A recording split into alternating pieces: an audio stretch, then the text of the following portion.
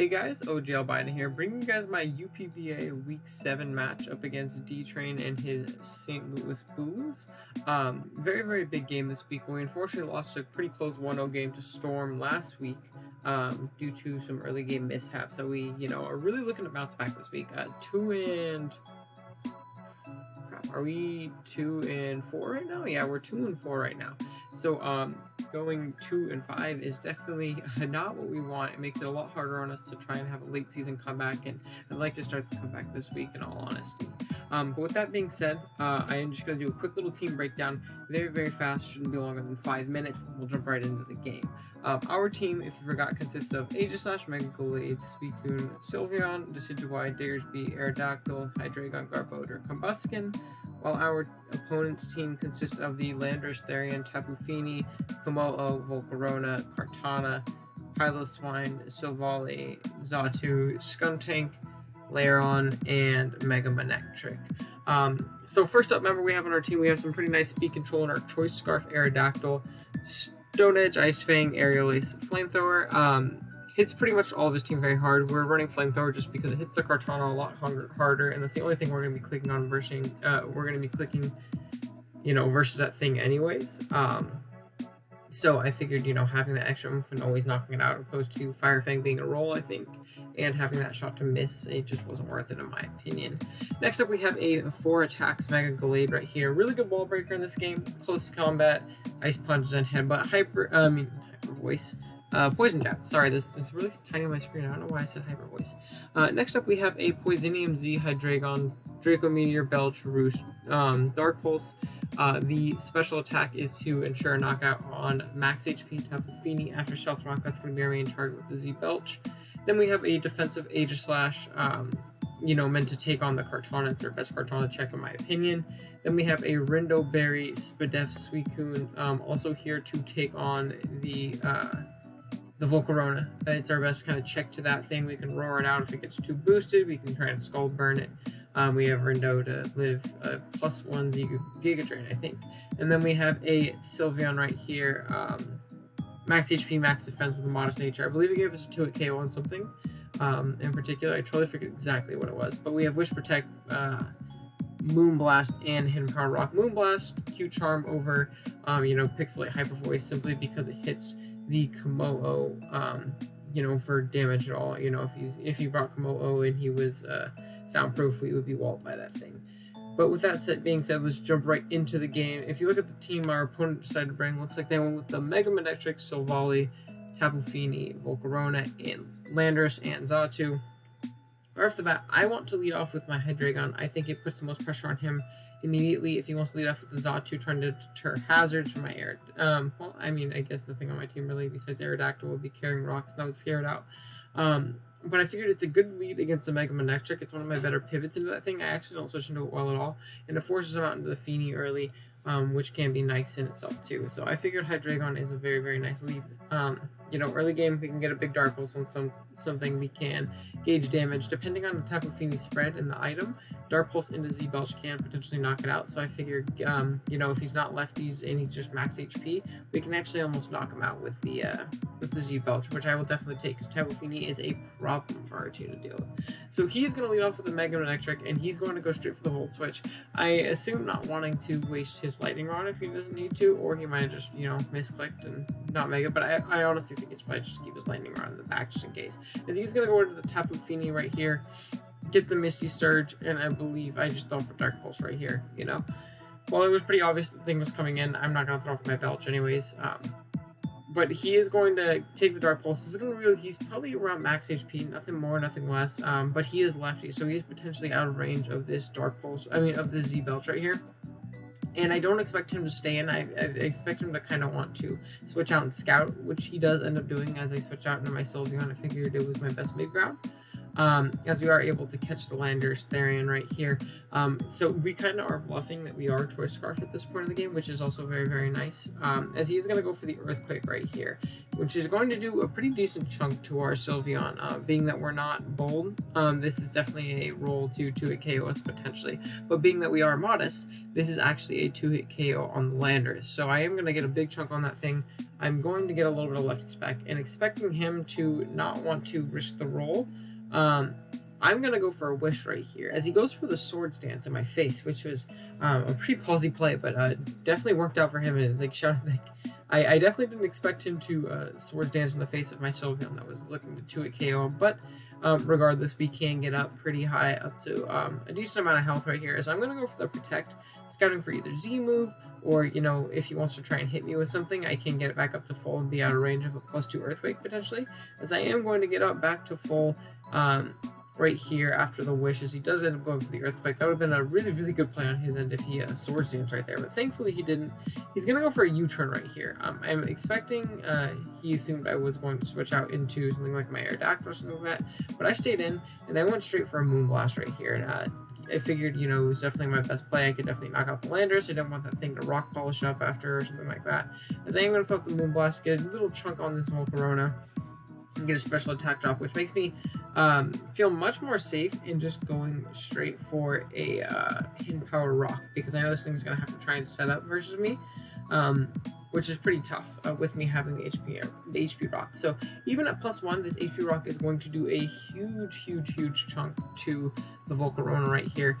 Bring it down definitely in range of another one, and I could potentially stall him at a Roost if that's what he wants to go for right here. So I am just going to go for another one, I believe, and I believe we're going to be able to knock out this Volc on this turn. Yeah, he does go for the Flamethrower, realizing he probably can't, you know, Roost it off, if he does even have Roost. He does about 50% with that Flamethrower, and then we are able to knock out the Volcarona with our Sylveon right here, which is great. Being able to chip this thing down is phenomenal, in all honesty, as he's going to go out into his Tapu Fini right here. Now this thing's a problem. I think I might speed up the game a little bit right here. It doesn't last for too long, but we're going to see right here that this is a Calm Mind Tapu Fini, and I don't take that's probably a little too fast. Let's not do that. He's a Calm Mind Tapu Fini, and I'm going to go for the Wish right here, trying to get myself in up, because I know he can't really, you know, do too much to me other than potentially taunt me. So I figured getting a Wish right here would be pretty nice. And being that he did not go for the taunt this first time, I believe I go on my Suicune this turn. Yeah, I go on the Suicune right here, and my plan is I can take any one hit, and then I'm going to go for a Roar. If he's Calm Mind, I don't know if he has enough room to fit Taunt on his moveset, so I figured, you know, just going straight for the Roar would be my safest play, as our video is lagging a bunch right here. But he does end up having the taunt, which makes this thing an absolute pain to deal with, because right here I'm just going to go out to my H-Slash. I believe I want to just kind of chip and damage this thing and go into something that can potentially force it out or revenge it, which is tough for my team, because Tapu Fini is so naturally bulky, and I don't have any stab moves to actually hit it super effectively on this build. So I am just going to go into my Aegis-Slash. I believe this turn I went for an Iron Head, or a Rock Slide, and I miss. I went for Rock Slide because it was my only physical move, and at +2, it was doing more than Shadow Ball. But I'm going to miss, and my Aegis-Slash is going to go down, and that sucks because I can't get any chip on this Tapu Fini, and that forces me to go right out into my Scarf Aerodactyl. I'm going to go for a Stone Edge just to get sufficient chip on this thing, and then I'm going to go down the subsequent turn just to him clicking Surf right here. I wish I was Z-Move in this instance, but unfortunately we are not. We're going to get taken down by the Tapu Fini, but this does put him in range of our Mega Gallade's Poison Jab, which is what we were kind of going for in the end right there. As he is going to switch out, kind of scouting for the Poison Jab, which does make sense. He goes into his Mega Manectric, and regardless of this being neutral, this thing was non-mega'd yet, and I didn't get intimidated. This is going to do a pretty big chunk to this thing. It's definitely not going to appreciate it whatsoever. As we're going to see, it does over half right here. Unfortunately, I don't get the poison, but there's not something you can really complain about too much. As I am going to switch out into my Suicune, honestly trying to sack it off because I figure it's more of a liability than anything, hoping he will go for like a Poison Jab, a Thunderbolt or something like that, just going for the 2-hit KO on me. As he is going to Mega Evolve here, get the Intimidate off on my Suicune, which obviously doesn't matter, though I almost ran Waterfall for the Volcarona, but he's going to Intimidate me, and he's going to go for the Volt Switch right here. I'm tired, man. I'm recording this super late at night, breaking the fourth wall a little bit. As he does go for the Volt Switch, unfortunately, but let's him go right back out into the Tapu Fini, which is terrifying, because, again, I don't have anything to break this, and I don't have anything to switch into this thing at this point. So definitely not a fun time for me.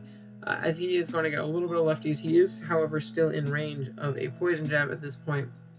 So I'm going to go hard out into my Glade, expecting him to want to either taunt or Calm Mind up on me. As he does go for the Calm Mind right here, and he gets up there, but I can definitely hit him with a Poison Jab right here if he decides to stay in. So that is, you know, obviously super, super nice in that sense, as he does get a little bit of lefties, but again, he's definitely in range of our Poison Jab right here. So he's going to switch out knowing that, and knowing that we have the move. He's going to go back into his Landorus right here. Yeah. He goes into Landorus, I go for the Poison Jab. However, I am carrying the Ice Punch, as you guys saw at the beginning of the video. So I am going to go for that right here. I believe trying to knock out the Landorus, but he does pull a switch out, kind of trying to shuffle a little bit. Goes into his Xatu as I go straight for an Ice Punch. And even at -1, we do a big chunk, but the fact that it's not 2-hit KO'd is obviously super, super unfortunate. That Intimidate buff being able to help it out. I'm just going to pull a switch out into my Sylveon. Nothing really wants to take on Modest Moonblast at this point. So I figure even the Tapu Fini, if he's not boosted, it doesn't appreciate switching in. I think if we get that initial Moonblast off, we can chip it down a bunch with our Sylveon right here. But he is going to go for the Roost, getting back up healthy so that he can, you know, better check our Mega Glade, which the only thing this is really for. As we go for the Moonblast right here, as he just missed the Air Slash, which is very unfortunate. Wouldn't have done too much, but you're going to see this is definitely 2-hit KO range, and it's doing more than 50%, so he can't keep boosting me off. As he is going to go for a Air Slash right here, he is going to connect. He's going to do a decent little chunk right here, but then I just get off one more Moonblast, and I am able to knock out the Xatu. So the game is tied at this point. However, the Tapu Fini is a huge problem, like a very, very, very big problem. It's something that is really going to be hard for us to deal with at this point, as he does go into his Silvally, and I believe this was a Silvally Dark, I want to say, as he goes straight for a Swords Dance. So this is an SD set right here, and I am just going to go for a Moonblast, knowing I can get a big chunk on this thing, and I can't really allow it to double dance. Like if it's a Swords Dance Flame Charge set, it can do a lot of work. So I'm going to get one Moonblast off. Definitely KO it with 2, but it does live on a low amount of health right there. I don't think we ever knocked it out if it had like any bulk at all.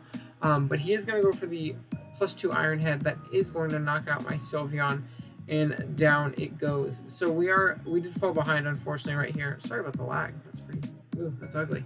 But I am going to get to go right into my Mega Glade right here, and I can just throw off a big hit. I'm going to go for the Ice Punch in case you wanted to pivot into Landorus, but we are able to knock out the Silvally with our Mega Glade right here, which is nice because that thing was scary at +2 for sure.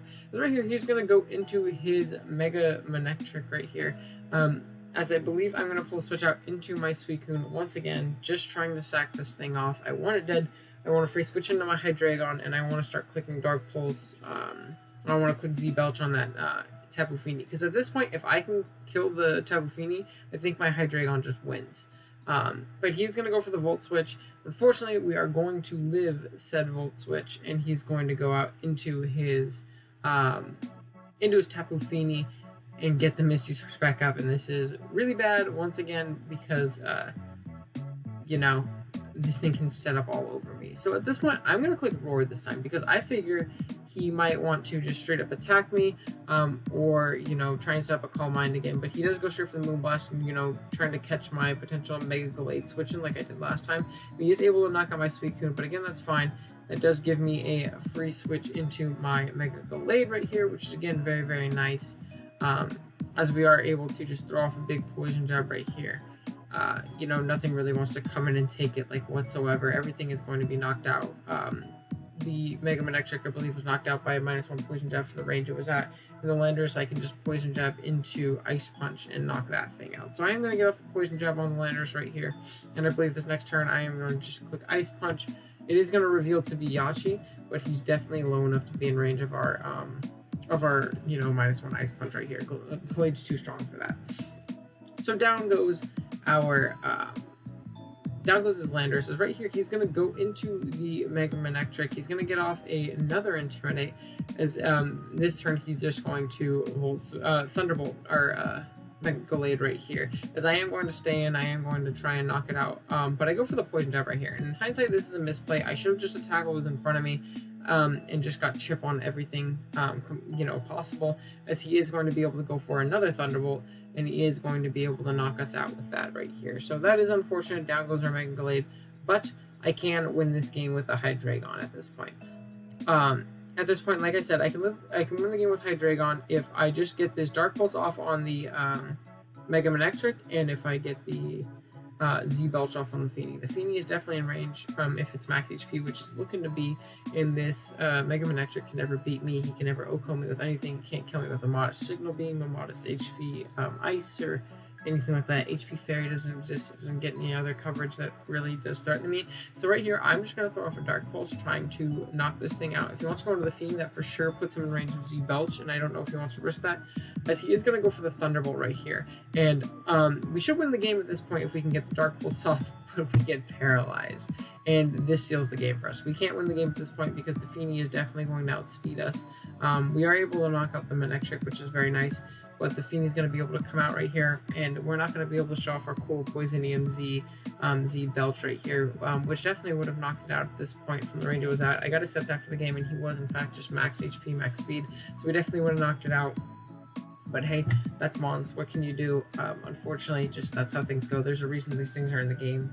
We pick the moves we pick, and we click the moves we click for a certain reason. So unfortunately, we are going to drop this game 1-0 due to some pretty unfortunate hacks.